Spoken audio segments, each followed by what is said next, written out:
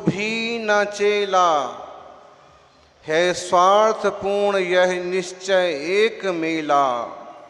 जाते सभी बिछुड़ के जब अंत बेला। आचार्य महाराज की ये पंक्तियां गंभीर बोध लिए हुए हैं। 32,000 मुकुटबद्ध राजा जिस चक्रवर्ती को प्रणाम करते हैं, वो चक्रवर्ती भी अंततः अकेला पड़ जाता है, अकेला ही जाता है। देवों का राजा क्षौधर्मेंद्र भी अकेला ही जाता है। मरते वक्त वह किसी देवों की भी रक्षा नहीं कर पाता। इसकी सार्थकता यह है कि अपने जीवन में एकत्व भावना का बोध करके सभी संयम की तरफ, साधना की तरफ, कर्म निर्जरा की तरफ बढ़े। जैसे आज संयम दिवस उनका मनाया जा रहा है, वैसे ऐसी वैराग्य भावनाओं के बल पर आपका संयम दिवस भी मनाया जाए। एक और सुंदर बसंत का छंद है। स्वाधीनता, सरलता, समता स्वभाव। स्वाधीनता, सरलता, समता स्वभाव। तो क्रूरता, कुटिलता, ममता विभाव। जो भी विभाव धरता तजता स्वभाव। तो डूबता उपल नाव नहीं दबाओ। ये स्वभाव है स्वाधीनता, सरलता और समता। समता, सरलता, स्वाधीनता यह जीव का स्वभाव है। कुटिलता, पराधीनता, पदार्थों का ममत्व, ममता ये जीव का विभाव है। जो लोग विभाव में ही मस्त हैं, स्वभाव की खबर नहीं है, वो तो डूबती हुई उपल नाव की सवारी कर रहे हैं।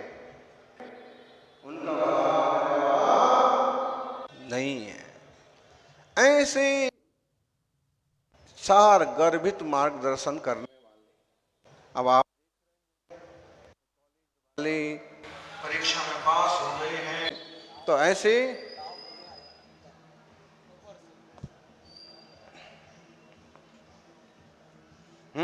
एक संसार की परीक्षा में टॉप हो गए, तो ऐसा शहर भर में शोर करते फिर रहे हैं। और जिस जीव ने मिथ्यात्व को तोड़ करके सम्यक्त की परीक्षा उत्तीर्ण की है, उसका कितना प्रभाव होता है। और सम्यक्त के आगे बढ़कर के जिसने देश व्रत की परीक्षाएं पास कर ली, ब्रह्मचारी जी, वर्धमान का मतलब बढ़ते रहो, बढ़ते रहो, बढ़ते रहो, उसी में मत रहो।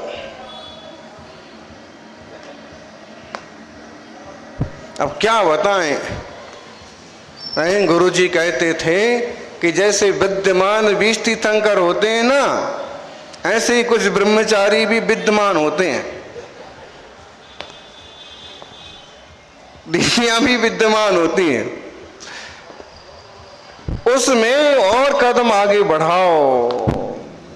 यानी संयम की परीक्षा में पास हो गया और शुद्धोपयोग के बल पर जो 6वें 7वें गुणस्थान की यात्रा करता है, वो जीव 3 लोक में टॉपर हो रहा है। उनके संयम की तो बात क्या कहना। और उस संयम के बल पर श्रेणी आरोहण होगा और सिद्ध दशा की प्राप्ति होगी। विभाव से बचो, स्वभाव में रचो पचो।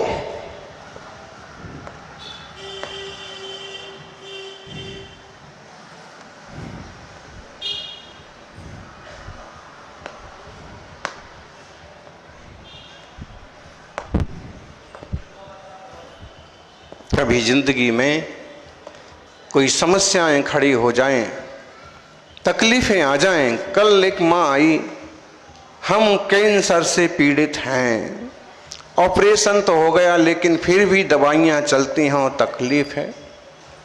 पतिदेव रहे नहीं, बड़ी बेटी ससुराल से वापस आ गई। लोगों ने नकार दिया, बेटा तनाव में आ गया, अवसाद में चला गया, डिप्रेशन में चला गया और मंदिर आना भी बंद हो गया। महाराज जी कोई उपाय बताओ। भाई संसार तो इसी ढंग से चलता है, संकट आते जाते हैं, परेशानियां।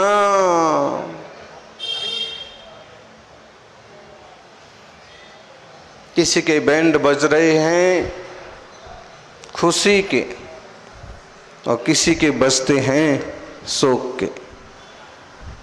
तो हर हाल में इस बात को याद रखो, मैंने किया विगत में कुछ पुण्य पाप, जो आ रहा उदय में स्वयमेव आप।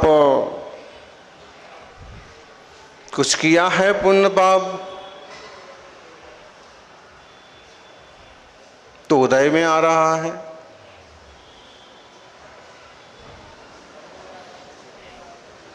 होता न बंद तब लो जब नो न राग, चिंता नहीं उदय की बन बीत राग।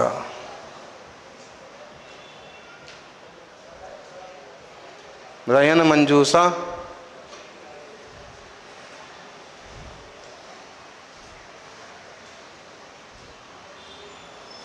महाराज जी ने बहुत अनुवाद किए, बहुत शतक लिखे, संस्कृत में भी लिखे तो हिंदी में भी लिखे, अनेक भाषाओं पर प्रभुत्व रखा, संयम की उच्चतम साधना की और अंततः मूक माटी जैसा महाकाव्य।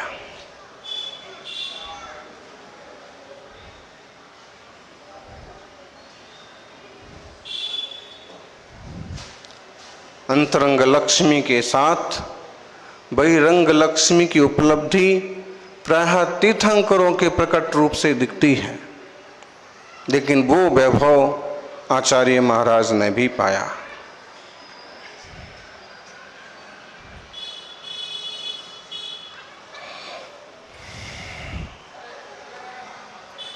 आचार्य महाराज का एक प्रवचन है, सोचो क्यों आए हैं। बताओ क्यों आए हैं आप यहाँ पर। हम लोग बिहार में थे तो एक गाड़ी भर के अम्माएँ आईं, शाम के 5:30 साढ़े 5 बज रहे होंगे। तो उनने बात तो दूसरी बताई कि हमें मालूम पड़ा, हम इस तरफ आए थे तो मालूम पड़ा कि संग यहाँ हैं तो दर्शन करने आए हैं। और 10-5 मिनट हुए नहीं कि वहाँ बिहार में रास्ते में चलने वालों के लिए जो भोजन बना था वो संपट स्वाहा किया, गाड़ी में बैठे और रवाना। तब बात मालूम पड़ी कि सोचो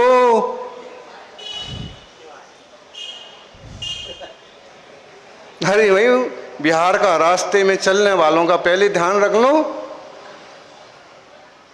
तुम्हें तो बिहार में चलना नहीं है और गाड़ी से आए हो, अभी हाल चलोगे तो घंटे भर में अपनी जगह रात होने के पहले पहुंच भी जाओगे। लेकिन सोचो क्यों आए हो। आप लोग भी सोचो, पूजा कर रहे हैं, कोई भक्ति कर रहे हैं, कोई सोचो हम संसार में क्यों आए हैं, जिनालय में क्यों आए हैं, गुरु चरणों में क्यों आए हैं। विचार करो। मुनि संघों को हम क्यों लाना चाहते हैं, क्यों चातुर्मास कराना, अपनी नाक लंबी करने के लिए कि धर्म ध्यान का विस्तार करने के लिए, खुद का नाम बढ़ाने के लिए कि समाज का ज्ञान बढ़ाने के लिए। सोचो, तुम्हारी बात तो तुम ही सोच सकते हो। अभी ऐसा कोई अवधि ज्ञानी मनःपरय ज्ञानी तो है नहीं, फिर भी गुरुजनों को ज्ञान में थोड़ा थोड़ा अंदाज लग जाता है कि क्यों आए।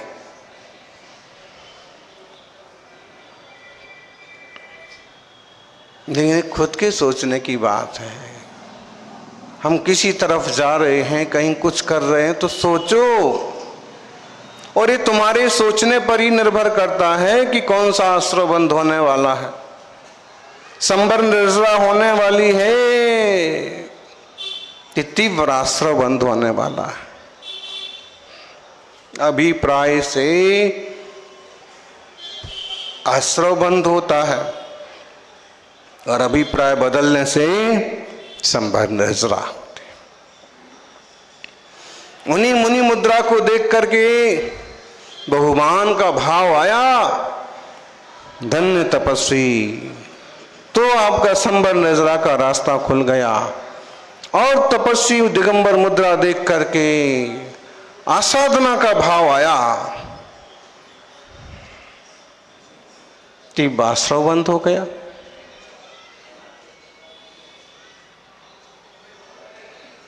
देखो ये मोबाइल के कीड़े यहाँ इतने जने प्रवचन कर रहे हैं, मार्गदर्शन कर रहे हैं, वो अपने मोबाइल में ही लगे हुए हैं। अब इस आवाज़ के कारण से उनकी मोबाइल की आवाज़ कम सुनाई पड़ रही है तो उसको भी पूरी आवाज़ पर चाले किए हुए। क्या करिएगा, पूछो इनसे क्यों आए हैं। दिन भर खटेंगे, शाम को 1000-2000 मिलेंगे। साथ में लोग थोड़ा सा भी जाग जाएं तो ये पुण्य कमाने के भी तो मौके हैं। पूजा हो रही थी तो पूजा भी सुन लेते, अपना काम भी कर लो, प्रवचन भी सुन लो। ऐसा करते थे लोग। अम्माएं एक साथ 3-3, 4-4 काम कर लेती। हाँ, घर में तो ठीक है, चक्की भी दल लेंगी, बच्चे को भी खिला लेंगी, और कोई आ गया तो दुकान पर सामान लेना देना, बैठे बैठे दुकान भी चला लेंगी। लेकिन मंदिर में जाके भी 3-4 काम कर लेते।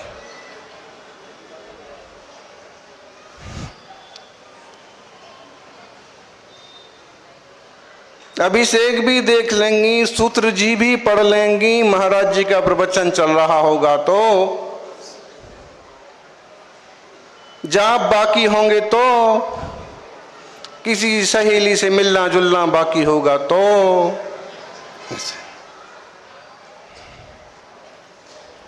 अभिप्राय ज्ञानी क्यों आए हो सोचो। अभिप्राय को शुद्ध रखने का पुरुषार्थ करो।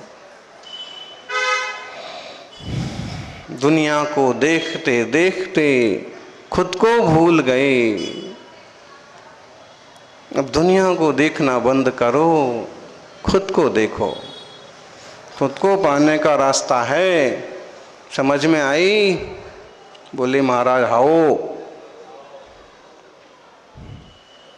और आचार्य श्री का जो हाओ है ना, हाओ, हाओ का मतलब समझ लो, स्वीकारता का भाव लाओ। कोई भी कुछ भी बात बन गई, कुछ भी ऊंचा नीचा हो गया तो भी हाओ, लेकिन मन का हो तो हाओ, मन का ना हुआ तो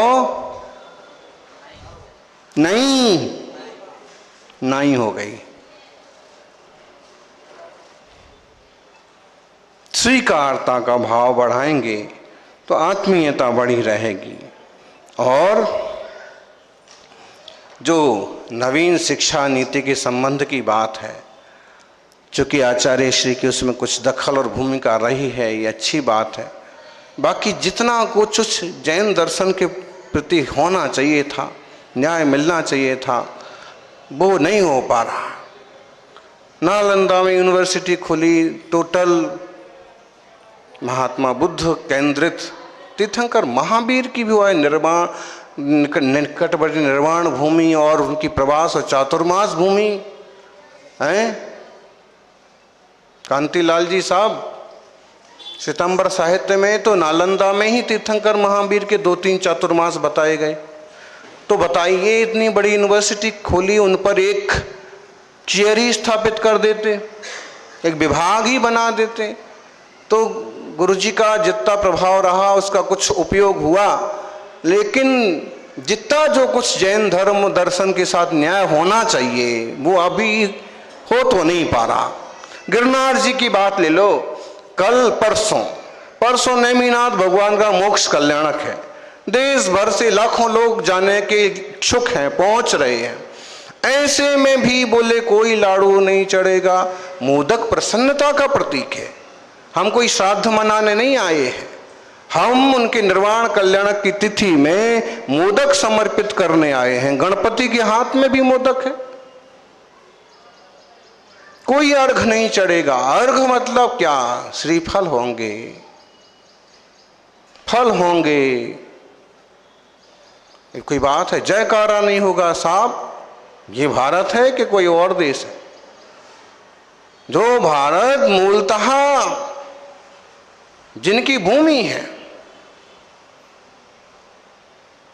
सारा इतिहास, सारा पुरातत्व, बड़े बड़े अंग्रेज विद्वान, बड़े बड़े देसी विद्वान ये घोषणा करके गए हैं, किताबें छपी पड़ी हैं, लेख लिखे हुए हैं, पत्थर के लेख बने हुए हैं कि गिरनार मूलतः नेमिनाथ स्वामी की भूमि है। केवल अज्ञान हुआ है, दीक्षा हुई है, मोक्ष पधारे हैं, उसके बावजूद भी जिसकी लाठी, हाँ, वैदिक पुराणों शास्त्रों में भी ये उल्लेख है।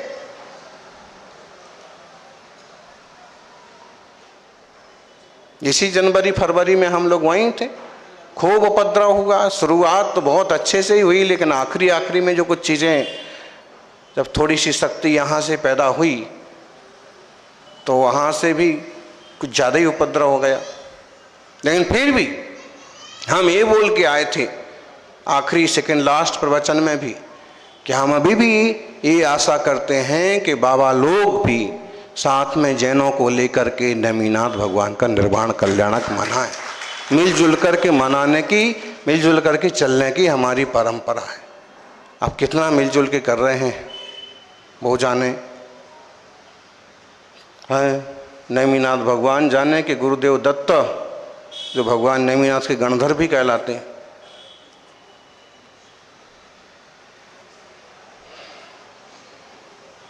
परसों अपन भी यहाँ इंदौर में नेमिनाथ भगवान का मोक्ष कल्याणक धूमधाम से मनाएं। जो जिस जिनालय से जुड़े हैं वहाँ मनाएं। और हमारा संभवतः ऐसे बंधे हुए तो नहीं है, पक्का तो नहीं है, फिर भी संभावना है कि गोयल नगर, क्योंकि वो वहाँ उनका मानस्तंभ का शिलान्यास का भी अवसर है 20 तारीख को, तो नेमिनाथ भगवान के मोक्ष कल्याणक पर उस दिन वहाँ पर 2-3 हज़ार लोग इकट्ठे हो सकते हैं और एक भगवान की भक्ति का निर्वाण लाडू का महोत्सव यहाँ भी होगा। जो भी है, फिर भी आचार्य श्री ने कहा, जब आप सुन रहे थे कि अधिकारियों ने पूछा कि शिक्षा नीति कैसी, वो बोले भारत को भारत कहा जाए, जिस भाषा में आप सपने देखते हैं उस भाषा को प्रोत्साहित किया जाए। खादी को, देसी रीति नीति को, कृषि को, वो भी रसायन रहित कृषि को, तो जो देश के हित की बातें हैं, समाज के हित की बातें हैं, वो उन्होंने कही हैं। स्त्री शिक्षा को उतना बड़ा प्रोत्साहन दिया है, प्रतिभा स्थली, नारी शिक्षित हो तो पूरा परिवार शिक्षित हो जाता है, संस्कारित हो जाता है।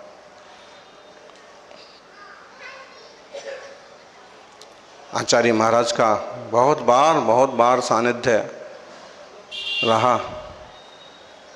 पिछी के पहले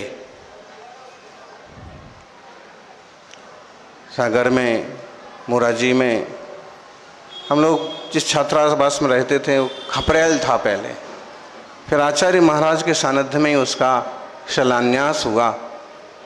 और जहाँ तक हमको याद है, महाराज जी खड़े, उनके पीछे वो 8वीं 9वीं के बच्चे, अपन भी उनके साथ खड़े, और लोग बहुत नहीं गिनती के, और प्रवचन के तुरंत बाद ऐसे।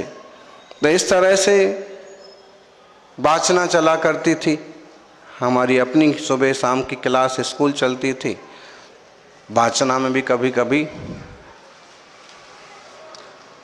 तो अप्पो थोबा धवला जी में स्तोक इससे कम इससे ज़्यादा बहुत अधिकार चल रहा था तब।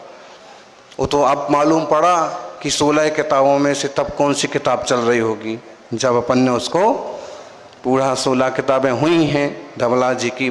16 वाचना अलग अलग जगह पर संघ में भी हो गई। और अभी जय धवला की शुरुआत गिरनार जी से हो गई। जय धवला पुस्तक एक गिरनार जी में हुई, धवला पुस्तक जय धवला पुस्तक दूसरी बड़ोदरा में हुई। अब जय धवला पुस्तक तीसरी कहाँ होगी?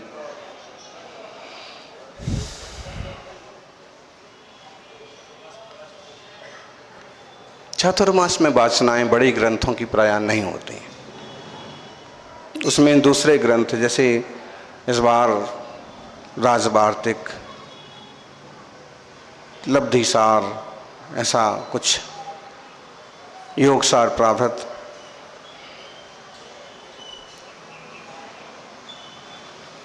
तो शब्दों से और शिक्षा कम देते थे और क्रिया से शिक्षा, साधना से शिक्षा ज़्यादा देने वाले ऐसे आचार्य श्री विद्यासागर जी महाराज का आज 59वां है। जीवन में 57 वर्ष 57 वर्ष लगातार इसी साधना में गुजरे और आज हम उनकी जाने के 2 वर्ष बाद उनके इस मंगलकारी उत्सव को मना रहे हैं। सुन रहे थे आप, लोग होते हैं कि अपना उत्सव मना के खुश होते हैं, लेकिन कुछ लोग दुनिया में ऐसे होते हैं कि जिनका उत्सव मनाकर के लोग खुश होते हैं। हम इस साधना पथ के पथिक बने, निरंतर वर्धमान हों, वृद्धि करें और साधना उन जैसी निखरती जाए। जय मंगल भावना। जय बोलिए 24 तीर्थंकर भगवान की, अहिंसामयी सनातन जैन धर्म की।